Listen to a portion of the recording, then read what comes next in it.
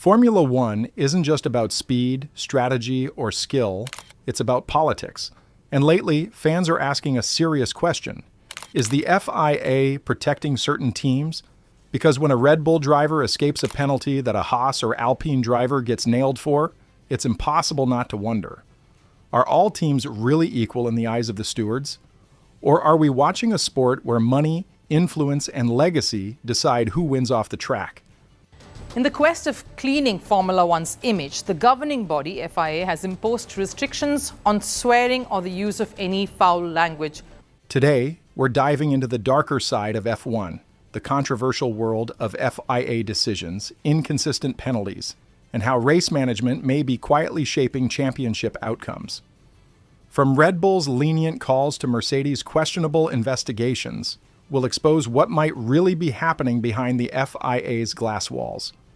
Buckle up, this isn't about conspiracy theories, it's about patterns, bias, and power. Because if Formula One is supposed to be fair, then the FIA's recent actions are making a lot of people lose faith in that very idea. Let's start with the team at the center of nearly every FIA controversy lately, Red Bull Racing. Ever since their meteoric dominance with Max Verstappen, critics have pointed out a recurring theme. When Red Bull bends the rules, the FIA often seems to look the other way. Take the track limits saga. Drivers like Sergio Perez or Lando Norris get immediate lap deletions, and even time penalties for going inches beyond the white line. But when Verstappen did it multiple times at the Austrian Grand Prix, the FIA delayed their review until after the race, and then mysteriously decided not to penalize. Convenient, right? Then came the budget cap scandal in 2021. Red Bull was found guilty of overspending, something that directly affects car performance. Fans expected a serious punishment, maybe even a points deduction. Instead, a fine that barely stung their billion-dollar empire. Compare that to other sports. Overspend in football, you risk relegation. In F1, you get a slap on the wrist and continue your championship parade.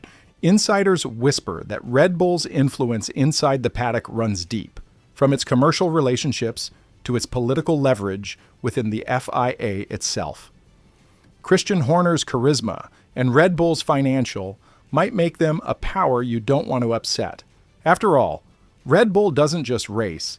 It brings global eyeballs, sponsors, and a younger audience that F1 desperately craves. So is it really surprising if the FIA treads carefully around them? When a smaller team like Williams or Haas protests, it's brushed aside. But when Red Bull raises an eyebrow, suddenly new regulations, technical clarifications, or investigations appear. Fans call it favoritism. The FIA calls it context.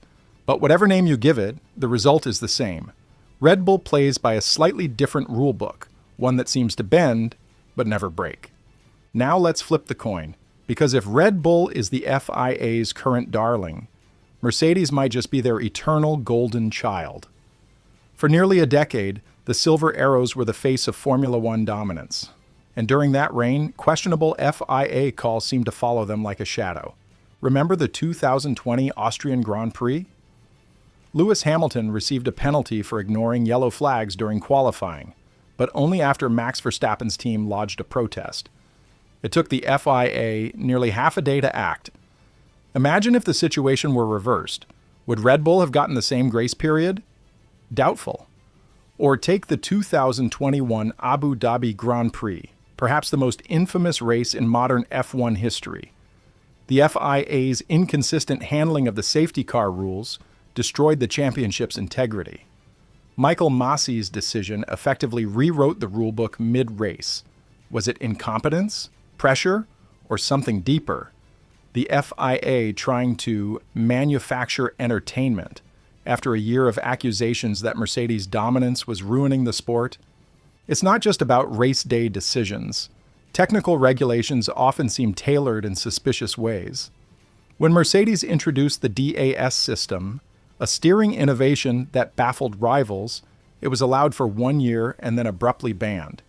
Yet when Red Bull's Flexi Wings or Aston Martin's Green Red Bull appear, the FIA hesitates. The narrative that Mercedes is always targeted isn't completely fair, but neither is the idea that they're treated equally. Their deep institutional ties, Toto Wolff's connections in the paddock, and Mercedes' political weight mean they're part of a protected class in Formula One, the historical elites that the FIA dares not alienate. So, while Red Bull may have current favoritism, Mercedes benefits from legacy immunity, the kind of quiet influence that doesn't need headlines to work behind the scenes.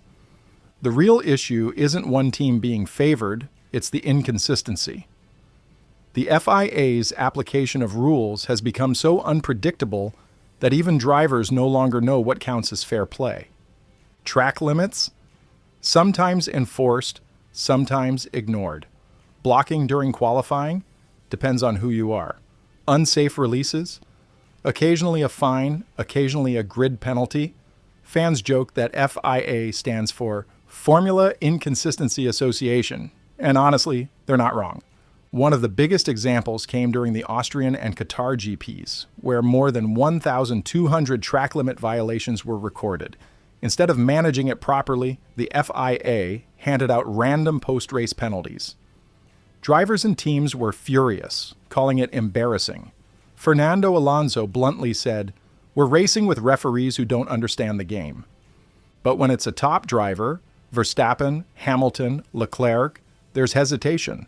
A small team like AlphaTauri or Haas? The penalties come fast and brutal. Kevin Magnussen once joked that you need to win a championship before you get treated fairly. That's the kind of bitterness the FIA's decisions are breeding. Even stewards themselves have admitted confusion. With rotating steward panels at every race, decisions vary wildly depending on who's sitting in the chair. One weekend, a move is hard racing. The next, it's dangerous driving. The FIA hides behind human error, but in a billion-dollar sport with live data, cameras, and sensors, can you really justify human inconsistency? Or does the randomness serve a purpose, maintaining control over outcomes, keeping fans engaged by fueling controversy? Because whether intentional or not, these inconsistencies are no accident. They are the oxygen that keeps Formula One's political fire alive. If you think only fans are noticing, think again. Drivers and team principals are done staying silent. Lando Norris, George Russell, and Charles Leclerc have all publicly criticized the FIA's double standards. Norris once said, "You can push someone off the track and get nothing. But if I do it, I get 5 seconds." That wasn't a complaint, that was an accusation. Team bosses are even bolder.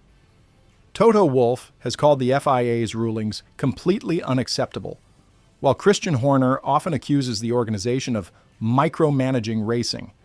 And then there's Fernando Alonso, the sport's most outspoken veteran, who's labeled the FIA as a political circus. Even FIA President Mohammed bin Sulayem's leadership has come under fire. His comments about women drivers and inconsistent governance have angered fans and insiders alike. There's a feeling that FIA's decision-making is reactive, not strategic, that it's driven by PR damage control, not sporting fairness. The tension peaked when Lewis Hamilton was investigated for wearing a jewelry piece during a race, a jewelry piece. Meanwhile, far more critical safety concerns were overlooked. Fans called it a distraction tactic, an attempt to show authority without tackling real issues. These public outbursts used to be rare. Now they're part of every race weekend. The relationship between drivers and stewards is breaking down, and that's dangerous. Because when competitors stop believing the referees are fair, the sport itself loses credibility. F1 thrives on rivalry, not resentment, but right now, the anger isn't between teams, it's aimed squarely at the FIA. Formula One has always had politics, but today, it's not just about cars, it's about control. The FIA, Liberty Media, and top teams are locked in a silent war for influence. The FIA wants to maintain authority, the final word on rules, penalties, and sporting conduct, but Liberty Media, the commercial rights holder, wants drama, entertainment, and global headlines. The result? Decisions that sometimes feel more like script writing than refereeing. When Red Bull dominates too much, rules suddenly change. New technical directives, tire compounds, floor regulations. When Mercedes lags, investigations start into ride height sensors or floor stiffness. And when smaller teams start punching above their weight, think Aston Martin in early 2023, FIA clarifications mysteriously realign the pecking order. It's not corruption in the traditional sense, it's control through influence. Certain teams get the benefit of the doubt because they are crucial to the sport's narrative. Red Bull brings youth and dominance, Mercedes brings legacy and global recognition. Ferrari brings history and fan loyalty. You can't alienate them without damaging the show. That's the truth the FIA will never admit. Formula One isn't a level playing field. It's a chessboard where the pieces aren't equal and the kingmakers sit in offices far from the paddock. So next time you see a 5-second penalty that makes no sense, remember this. In Formula One, justice isn't blind, it's strategic. And the FIA? They're not just referees, they're players in the biggest game of motorsport politics the world has ever seen.